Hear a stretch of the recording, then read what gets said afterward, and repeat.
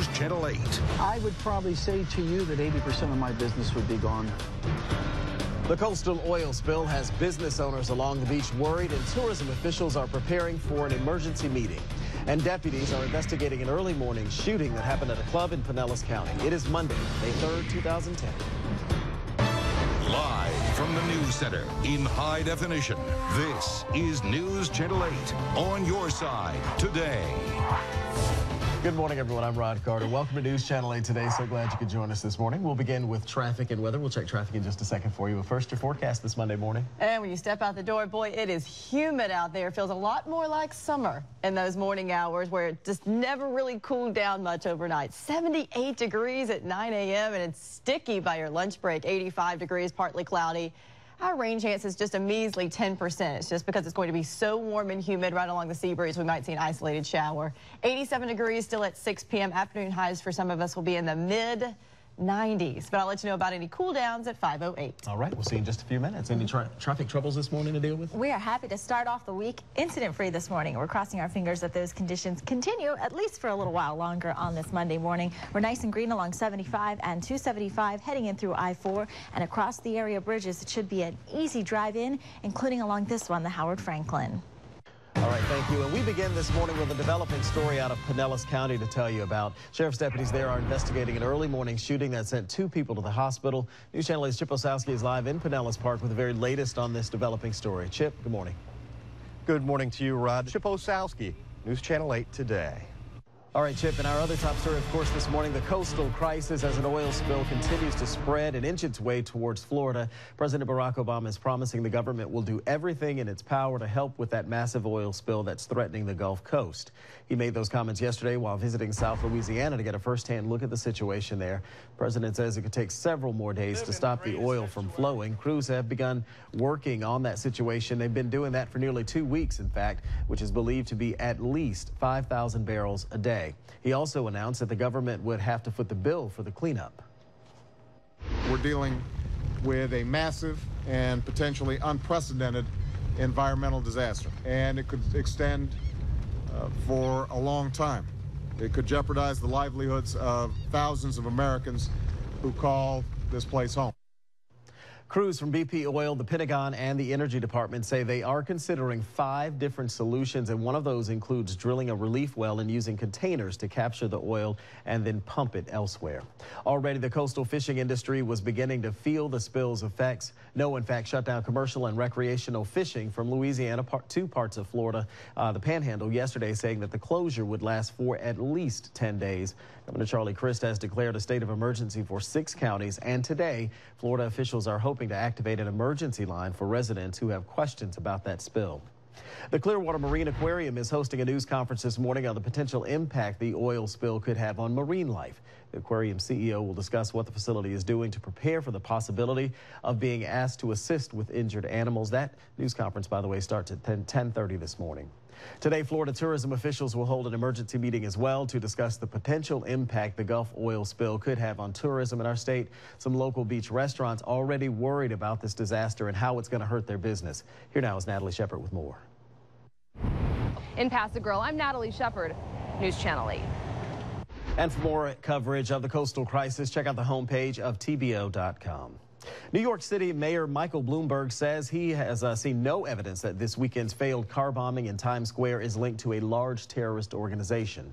You could see in the dark smoke, you could see the red flashes, and you could smell the gunpowder. In my judgment, would have caused casualties, a significant fireball with, I'm told that the vehicle itself would have at least been cut in half.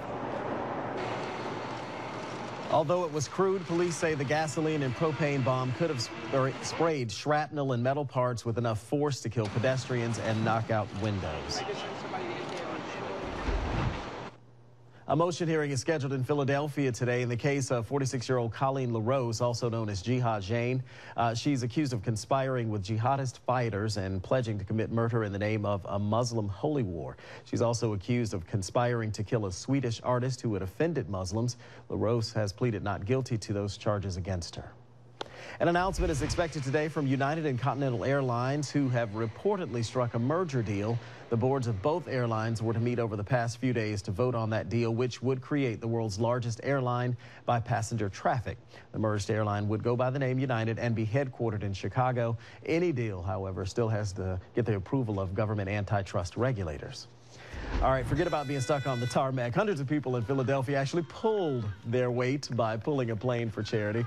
The participants flexed their muscles to see who could pull this Boeing 737 across the finish line in the shortest amount of time. There were no delays, no cancellations, and everyone gave it their all. The teams raised more than $60,000. Time now for your forecast on the 8th with Lee Spann. Good morning. Good morning. Welcome back to your work week. And I tell you what, when you step outside this morning, it feels a lot more like it would in June or closer to our seasonal averages, which will be nice after the hot day yesterday. Yeah, it was very warm out there. Toasty. And you know what, Saturday's a pretty warm day too, but you had a fun time and I wasn't able to make it, unfortunately, but hopefully next year. For 24 years, in fact, a team called Media All-Stars has lost the annual beat ball game to the Tampa Lighthouse. Nothing? Not one. No. Zero. This year was no different. Strike ball. At the New York Yankees Community Field Saturday, both teams tried to hit a softball-sized beeping ball. Our team was blindfolded. Runners had to find their way to first base, which also beeps, before the other team could actually pick up and find the ball. Now, our Storm teammate, Chief Meteorologist Steve Jervey, played. Alicia was out there, see her, and she would have scored the only run had they scored anything. The game is a fundraiser for the Lighthouse Fund. Now, you had a great time out there. And did you notice when I swung the bat was here and the ball was way back here? Like, I wasn't even close. That's how I play. I had this one hit this one time, and that's the legend that I'm going to carry because Saturday's performance was just abysmal. But it's not about that. It's about having fun and checking your ego at the dugout. That's right. I am very impressed that you hit it because I played last year. It's completely disorienting, and I never even got close. Oh, wow. Goodness. It's tough. Yeah, so good job by you. Thank you.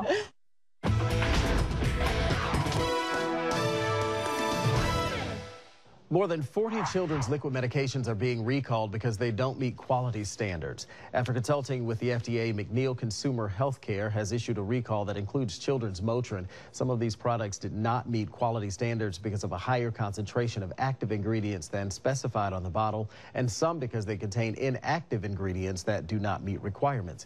As a precaution, the company says consumers should stop giving the products to children. The company says they have not received any reports of any problems and that the recall is being announced as a precaution. We have a warning for parents this morning concerning a relatively new synthetic drug that is surfacing these days. It's called Pep Spice, Diamond Spice, or Diesel Spice, and it looks a lot like marijuana, but it is sold legally in the United States as incense. Online, the substance carries a warning that it is not for human consumption, but experts say some teenagers in high schools and colleges are smoking it to get high. The state of Kansas, in fact, has banned the substance, and some other states are considering that move as well.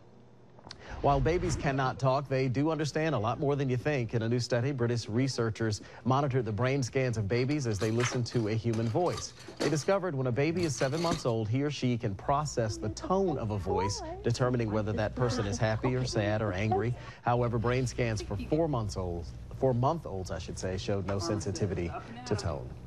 It's 5:26. A wave runner accident in the Bay Area claims a man's life. We're going to have that story coming up for you. Then a California driver cut it a little bit too close as he slammed into a barbershop right through the front window. Those stories and much more coming up in the next half hour of News Channel 8 Today. Wow. On your side. We continue following a developing story out of Pinellas County, where sheriff's deputies there are investigating an early morning shooting that sent 2 people to the hospital. News Channel 8's Chip Osowski is live in Pinellas Park with the latest details. Chip? Rod, deputies cleared the scene here just about 35 minutes ago. I'm Chip Osowski, News Channel 8 Today. All right, Chip, thank you for that report this morning. Crews are working feverishly in the Gulf of Mexico on solutions to stop or at least minimize the flow of oil into the Gulf of Mexico. BP says more than 300 people from the company, the Coast Guard, and the Pentagon are all working simultaneously on 5 different solutions. Over the weekend, President Barack Obama visited Louisiana to get a first-hand look at the situation. Officials say the oil is already washing onshore in Louisiana, but could creep east to other states along the Gulf Coast. Already, the coastal fishing industry was beginning to feel the spill's effects. NOAA shut down commercial and recreational fishing from Louisiana to parts of the Florida coastline and the Panhandle yesterday, saying that the closure would last for at least 10 days. Governor Charlie Crist has declared a state of emergency for 6 counties, and Florida officials on Monday hope to activate an emergency line for residents who have questions about that spill. The Clearwater Marine Aquarium is hosting a news conference this morning, too, on the potential impact the oil spill could have on marine life. The aquarium CEO will discuss what the facility is doing to prepare for the possibility of being asked to assist with injured animals. That starts at 10:30 this morning. It's coming up on 5:48. Time for your forecast on the 8. And continuing on with this oil spill, I do want to show you NOAA's latest forecast. Now, this sort of yellowish brown color that you see right here, that's the forecast for where they expect the spill to be by tomorrow. But today, to stay cool, stay hydrated for sure. You just come into this room because it's like 10 degrees in here. It's a little cold. It's a little warm out there, though. But then, thank you very much. We appreciate it. Well, earlier this spring, I introduced you to Russ Overblockling. Russ created Temple Terrace's Buddy Baseball League, the only program